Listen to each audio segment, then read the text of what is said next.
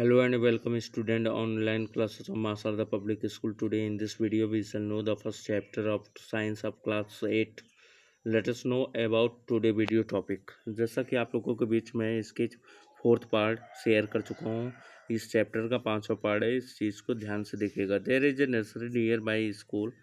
ये कह रहा है देयर इज नर्सरी, यहाँ क्या है, नर्सरी उगाई गई है नियर बाई स्कूल, मेरे विद्यालय के पास है। आई फाउंड दैट, मैंने पाया दैट कि the little plants were kept, जो छोटे पौधे रखे गए थे इन स्मॉल बैग्स, एक छोटे से थैले में। वाई और दे केप्ट लाइक दिस, वे इस तरह क्यों रखे जाते हैं। The seeds of few plants, कुछ पौधे के जो बीज होते हैं सच एज पैडी, जैसे धान के हो गए, are first grown in nursery, उनको पहले सर्वप्रथम नर्सरी के रूप में उगाया जाता है। When they grow into seedling, जब वे सीडलिंग के रूप में हो जाते हैं, हाँ वृद्धि करते, दे आर ट्रांसप्लांटेड, उनको ट्रांसप्लांट कर दिया जाता है, पौधारोपित कर दिया जाता है। टू द फील्ड, हम खेत में समान रूप से। सम फॉरेस्ट प्लांट्स, कुछ जो जंगली पौधे होते हैं, एंड फ्लावरिंग प्लांट्स, और फूल के जो पौधे होते हैं, are also grown in the nursery, उनको भी नर्सरी के रूप में उगाया जाता है। Appropriate distance between the seeds is necessary, उचित दूरी रखना बीजों की ये अति आवश्यक होता है। टू अवॉइड ओवर क्राउडिंग, वो क्या किसको मतलब अवॉइड करता है, ओवर क्राउडिंग को।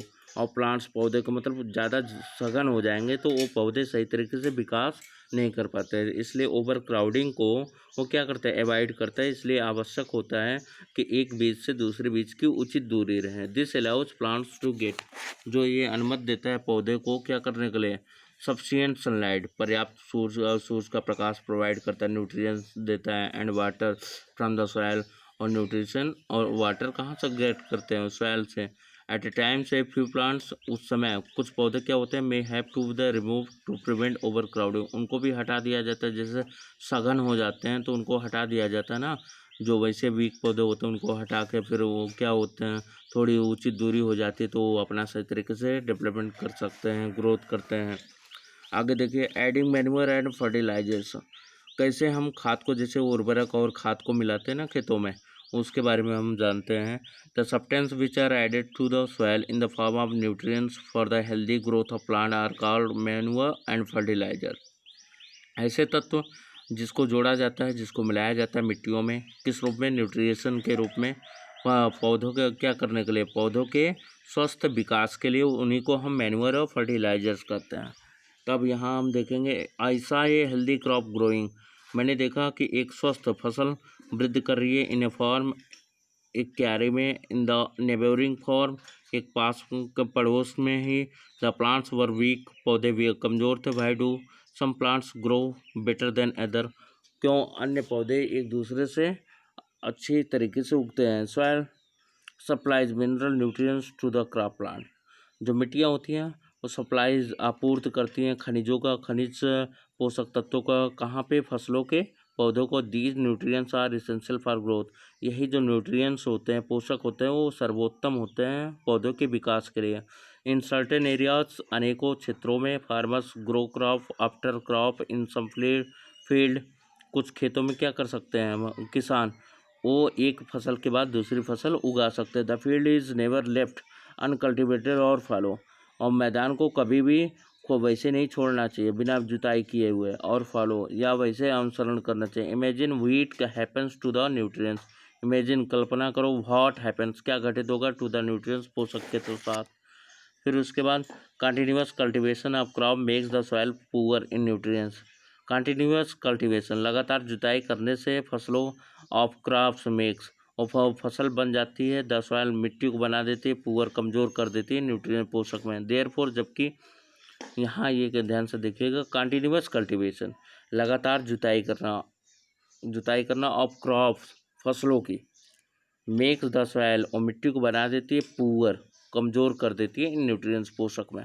देयरफॉर, जबकि farmer have to the add manure, किसानों के पास क्या होता है, मैन्योर होता है, खाद होती है जो उसको मिलाते हैं, टू द फील्ड्स, खेतों में, टू रिप्लेनिश द सॉइल, मिट्टियों में जान लाने के लिए, विथ न्यूट्रिएंट्स, पोषक के साथ। This process is called meandering, इस प्रक्रिया को हम क्या कहते हैं, मैंडरिंग कहते हैं। इम्प्योर, इम्प्रॉपर और इनसफिशिएंट, इम्प्रॉपर जो होता है, या इनसफिशिएंट अपर्याप्त।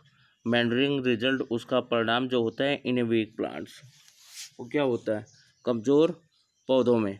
Manure is an organic substance. Manure क्या है, एक कार्बनिक पदार्थ तत्व है, obtain from the decomposing of the plant. वो कहाँ से हमको प्राप्त होता है, सड़े गले पौधों या जानवरों के वॉस्ट से। फिर farmers dump plant and animal waste. Farmers क्या करते हैं, डंप प्लांट्स पौधे को dump plants and animal waste, मतलब सड़े गले जो पौधे होते हैं और जानवरों के जो वॉस्ट होते हैं, वास्ट अवशिष्ट पदार्थ होते हैं, इन पिट्स एक गड्ढे में रखता है एट ओपन प्लेसेस, खुले स्थान पे, and allow it to the decompose, और उसको अनुमति देता है कि सड़ने गलने के लिए। The decomposition is caused of by some microorganism. जो सड़ना होता है उनका डिकम्पोजिशन होता है, वो किसके कारण होता है, कुछ सूक्ष्म प्राणियों के द्वारा होता है। The decompose matter is use as organic manure. जो डिकम्पोज मैटर व प्रणाली उसका उपयोग किया जाता है एक कार्बनिक खाद के रूप में। यू हैव ऑलरेडी, आप पहले ही सीख चुके हुए इसके वर्मी कंपोस्टिंग के बारे में कक्षा 6 में।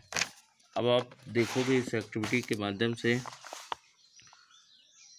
टेक मूंग और ग्राम सीड। आपको क्या लेना है, मूंग या चने के बीज ले लीजिए एंड जर्मिनेट दें, उनको अंकुरण का होने दीजिए।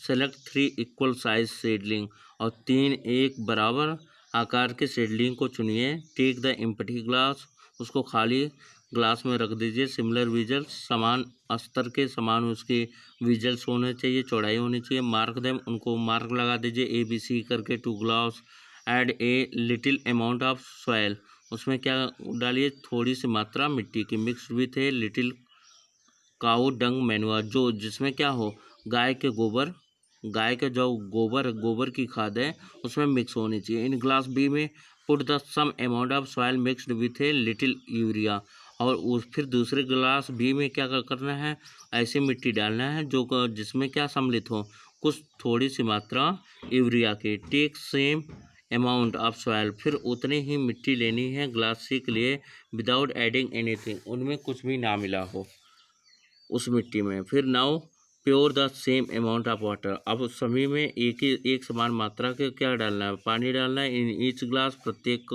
ग्लास में। Plant the seedling in them, और उसमें पौधा रोपण कर दीजिए। Keep them in a safe place, इसको एक सुरक्षित स्थान पर रख दीजिए। एंड वाटर, जल को उनको डेली आफ्टर 7 to 10 days, 7 या 10 दिन के बाद। ऑब्जर्व दियर ग्रोथ, उनकी वृद्धि को ध्यानपूर्वक देखिए। Did plants in all glasses, क्या पौधे सभी ग्लासों में grow at the same pace, एक समान गति से वृद्धि करते हैं। Which glass showed better growth of plant, इनमें से कौन सा ग्लास सबसे अधिक क्या करता है, वृद्धि को दर्शाता है। In which glass was the growth fastest, और किस ग्लास में सबसे ज़्यादा तेज़ी से वृद्धि होती है। Fertilisers are chemical which are rich in particular nutrients, fertiliser जो उर्वरक होते हैं वो रसायन होते हैं। विच आर रिच, जिनमें प्रचुर मात्रा होती है, इन पर्टिकुलर एक निश्चित न्यूट्रिएंट्स में। How are they different from manure, वे कैसे खाद से भिन्न होते हैं। Fertiliser are produce in factory, उर्वरक जो होते हैं उनका उत्पादन फैक्ट्रियों में किया जाता है। सम एग्जांपल, जैसे फर्टिलाइजर्स के यूरिया हो गया, अमोनिया हो गया, सल्फेट हो गया, सुपर फास्फेट हो गया, पोटास हो गया, एनपीके मतलब नाइट्रोजन, फास्फोरस, पोटेशियम हो गया। The use of fertilisers has helped farmer to get better yield of crops such as wheat.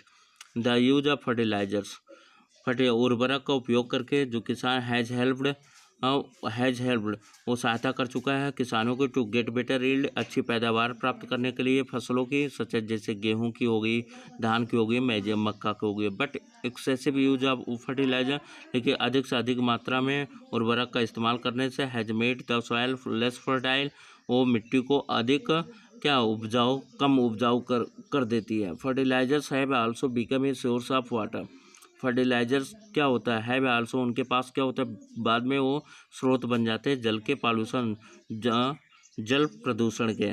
Therefore, जबकि in the order to maintain the fertility of the soil, लेकिन इसके आदेश में क्या करते हैं, वो नियंत्रित करते हैं मिट्टियों की उर्वरकता को। We have to substitute fertiliser, हमारे पास क्या होता है, एक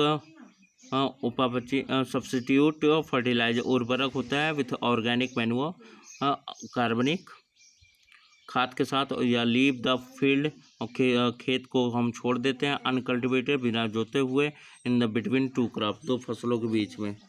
फिर उसके बाद द यूज ऑफ मैन्योर, जो यूज ऑफ मैन्योर खाद का जो उपयोग किया जाता है, इम्प्रूव द सॉयल, और मिट्टी को क्या करते हैं, मिट्टियों में सुधार लाती है, उनके टेक्सचर में, as well as its water, जैसे कि उनकी जल रिटेनिंग होती है कैपेसिटी में। इट रिप्लेनिशेस द सॉयल, ये मिट्टी को और मजबूत करती है विद द न्यूट्रिएंट, पोषक तत्वों के साथ। अनदर मेथड ऑफ रिप्लेनिशिंग की अन्य जो प्रक्रिया होती है मिट्टियों की विथ न्यूट्रिएंट, पोषक के साथ, इज थ्रू, वो किसके माध्यम से होता है, क्रॉप रोटेशन के माध्यम से। दिस कैन बी डन, इसको किया जा सकता है bye growing different crop alternately. This can be done, इसको किया जा सकता है फसलों की वृद्धि का मतलब वृद्धि करके, डिफरेंट क्रॉप, विभिन्न फसलों के नियमित विकास से। Earlier farmer is northern India, उत्तरी भारत में जो प्रारंभिक किसान थे, यूज टू ग्रो लेग्यूम्स, वो उपयोग किया करते थे वृद्धि करने के लिए लेग्यूम्स का, एज ए फोडर, चारे के रूप में, इन वन सीजन, एक मौसम में, and wheat in the next season, और वो गेहूं का अगले मौसम में। This helped in the replacement of soil, जिसके साथ इनमें क्या होता था, रिप्लेसमेंट होता था मिट्टियों में विथ नाइट्रोजन के साथ। Farmer are being encourage to adopt this practice, farmer क्या होते थे, हतोत्साहित होते थे इस चीज़ को, इस अभ्यास को प्राप्त करके। इन द प्रीवियस क्लासेस, प्रारंभिक कक्षाओं में, यू हैव लर्न, आप सीख चुके हो रिजोबियम बैक्टीरिया के बारे में। These are present in the nodules of roots of leguminous plant, उपस्थित होते हैं कहाँ पे, उनके नोडल्स, उनकी जड़ों के नूडल्स पे, किसके, लिग्यूमिनियस प्लांट के। दे फिक्स एटमॉस्फेरिक नाइट्रोजन, उनके पास क्या होता है, निश्चित होता है वातावरणीय nitrogen. Thank you, have a nice day.